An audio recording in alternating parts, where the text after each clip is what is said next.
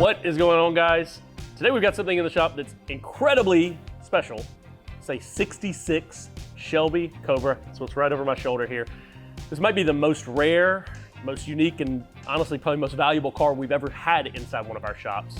And it's in today, unfortunately, for a dent repair. So when we have a dent repair on a car like this, I don't, as the owner, even do it myself. I bring in my best technician that I have, Mark.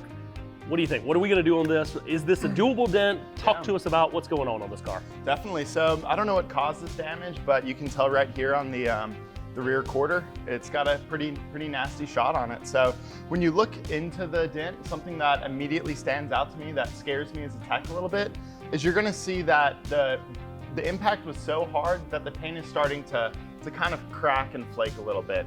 And to me, that sends off a lot of red flags to the tech. It's something that we informed the customer about, and he wanted us to proceed forward with the repair.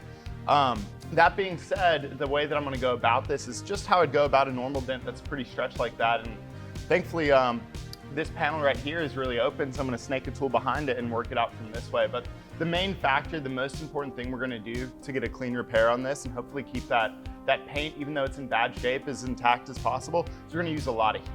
So I'm gonna set up a heat gun that's gonna just have a controlled amount of heat right on the damage, and that'll help me just make the metal more malleable and the paint more malleable, because this metal, it's very, very thick. They don't make it like they used to, very thick. So on a repair like this, when the paint is a little bit damaged, yeah. What's best case scenario, what's worst case scenario? What do you anticipate if all things go wrong, what happens? So all things go wrong when you're pushing out the metal. If it's already showing signs of damage, the more you push it out, the closer you bring it up to even with the other parts, the more noticeable that the cracking might become.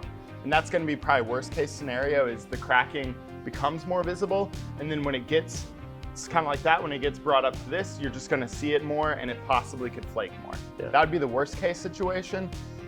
Best case situation, the one that we're hoping for, is that once the metal starts to come back up, we'll bring it up really evenly, that the cracks kind of can fold into themselves and just give it the cleanest repair as possible. So, and obviously on a car like this, the client wants it to look as perfect as possible, but you want to keep all the paint as original as possible. And if you notice, I didn't realize this in my naivety as an owner, this panel, if you look at this quarter panel, it wraps around the entire back end of this body, and then it goes under the door, it goes all the way right here. This that I'm touching right here on the front of this vehicle, on the other side of the fender, on the passenger side, is literally the same panel as this right here, where the dent is. So if you did have to go to a restoration shop, no body shop's gonna take this on, in all honesty, but if you went to a restoration shop and they bondoed and painted or stud welded and painted it, they'd have to paint basically the entire car, which is a significant devaluation of this classic original painted 66 Shelby. And so as a result, the client said, absolutely, I'd love to have PDR, because best case scenario, it makes it look like it's gone, maybe just a little noticeable if you know what to look for. But worst case scenario, if it flakes the paint, I've got to paint all that anyway. So let's try this first. From a timeline standpoint, is this something that's going to take, a couple hours for you to do? Yeah, so for a timeline, or the timeline on this, it's going to be, I'm just going to take my time with something that's as unique and special like this. Regardless of that, it's a dent that's pretty sharp, and I would have to take time on it, whether it was on this or some other type of vehicle. So yeah, just a lot of patience. I would say probably about an hour and a half, 2 hour repair on this one. I have very good access coming from the tire, so you'll see while I'm repairing it that I pretty much am going to have my tool up on the tire, using that as my pivot point to repair this damage. Just leveraging off that tire for the control. And I mean, that's another, from not only from invasiveness, from keeping everything as original as possible, the time we're going to have this vehicle, and the client's probably going to pick it up tomorrow, in all honesty. If this went to a restoration shop, that's a bye-bye car for 6 months, maybe a year. I mean, if you've got a car you've ever done restoration on, it just is an unending kind of process. With what we do, it's so much less invasive. We're really excited about this car. We're excited the client trusted us with this vehicle. We have a lot of incredible clients. We have a lot of incredible cars that come in. This one's just incredibly rare. It's fun to work on. We all get kind of excited, obviously, when we see we've had clients popping in and looking and trying to look at the vehicle as well. Mark, I'm gonna get out of your way, let you do your thing. We'll check in kind of towards the end, see how the process goes. Good luck on this. And let's go do it. Should be fun.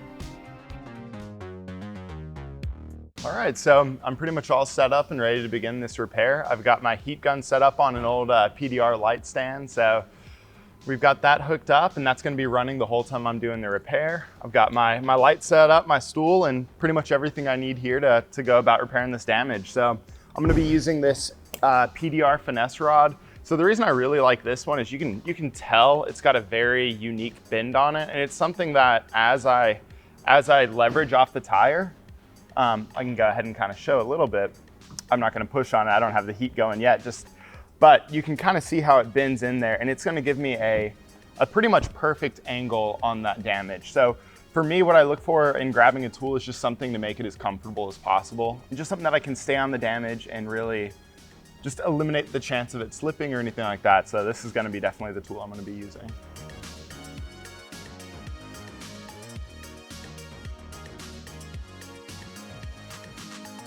So one thing I didn't mention about this repair, underneath the backside of this panel, it pretty much just has a hard coating underneath it, so it's kind of rubbery. It definitely won't affect my pushing too much, but it's something to consider. Your tip's not gonna wanna necessarily go exactly where you think it's gonna go, just because it is a wide open panel. They do have it coated for rock chips and things like that would bounce around. So just another little factor to have to worry about and think through while fixing it. As you can see, I've started to move the bulk of the dent so far. And as the metal is coming up, the paint is still holding, it's still intact. The cracking that I mentioned earlier though, you are able to see it more visually, just because the low spot of the dent is now, has become more even with the panel. So you are able to see that cracking a little bit more. Thankfully, with the heat, with the kind of slow nature of how I'm repairing it, it's still holding together really well though. So I'm gonna keep on going with the repair.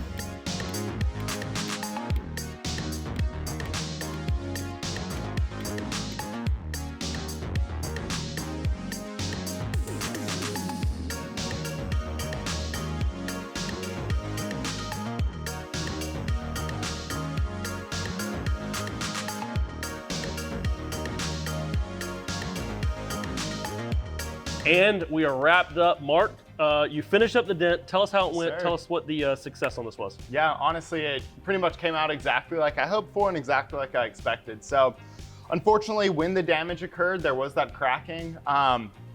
Pretty much there's nothing you can do about that, but we got the metal out with heat, and there is no additional cracking, no additional damage that was caused by the repair. So it really came out clean for PDR.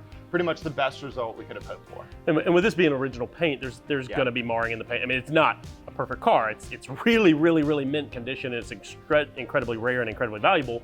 But because of that, there's other little things in the paint. And honestly, when this gets pulled outside of under our shop lights, it's going to hide extraordinarily well. What it looks like, if you know, when the camera picks it up close, it looks like there's a little crack, and it's like a little, almost a halo around it. And I think what it is when that impact hit is a little air gap behind the paint, and it's just separated from the metal right there. It's not actually attached and bonded to the metal like the rest of it is.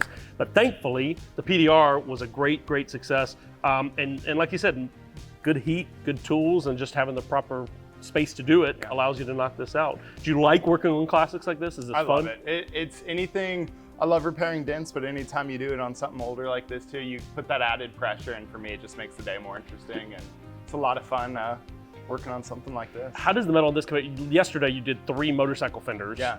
Back to back to back. Yeah. How does this compare to a car, compared to a motorcycle? Honestly, it's funny that you mentioned that, because the motorcycle fenders, it really felt similar to the fender than this. Not a motorcycle tank, but the fender. So the fenders, it's a little bit softer metal than those tanks. Those tanks you can barely move, but this really moved like those fenders. So you can pretty much see all your pushes and your pokes. You can really, you know, gauge the metal well while you're repairing it. So it was a really pleasant vehicle to work on. And if you're a technician out there, I would guess that my advice would be just slow down and use heat for something like this. Any other advice for a tech that's taking on a classic like this? Yeah, just use heat, set expectations correctly, look at all the factors of the damage, make sure you have good access to it, and then just take your time. And you know, you don't want to psych yourself out like, oh, you're working on a classic. You still, metal's metal, and you're still going to be able to get it done if you take your time and if you know, if you're an owner and you've got a classic, I mean, we looked it up. There's 309 of these in existence right now.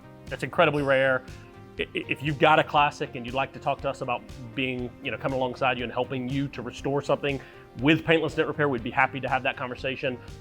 Just reach out to one of our team members. Hope you enjoyed the video, guys. Hope we get some more of these in. These are super fun. We actually have a Shelby Durango that just pulled in, funnily enough, for today. So hope we have some more opportunities to showcase some of the repairs we do. Thank you guys for watching. Thanks, Mark, for doing an awesome job.